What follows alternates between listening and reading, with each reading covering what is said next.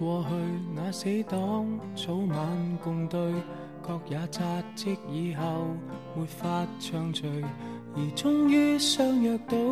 但無言共對，疏淡如水。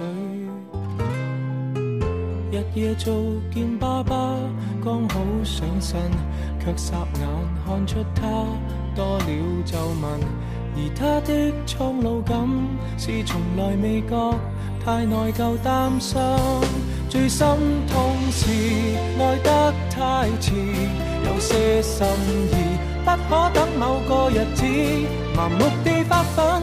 忙其實自私，夢中也習慣有壓力要我得志。最可怕是愛需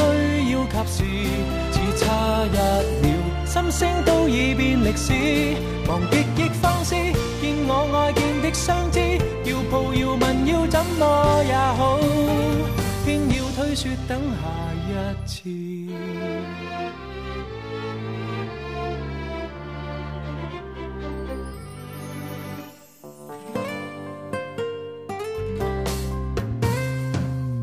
我也覺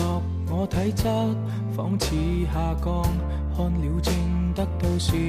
別要太忙，而影碟都掃光，但從來未看，因有時趕。日夜做草的錢都應該夠，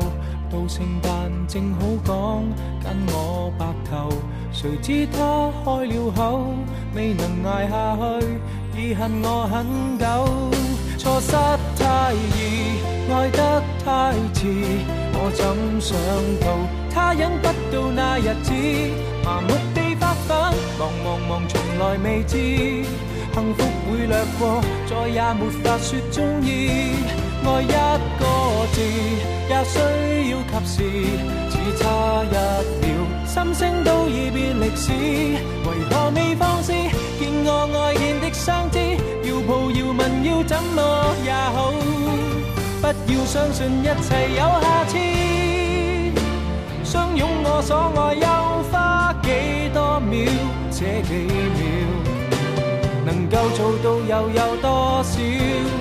未算少，足夠遺憾忘掉，多少抱憾，多少過路人，太懂估計，卻不懂愛惜自身。人在發奮，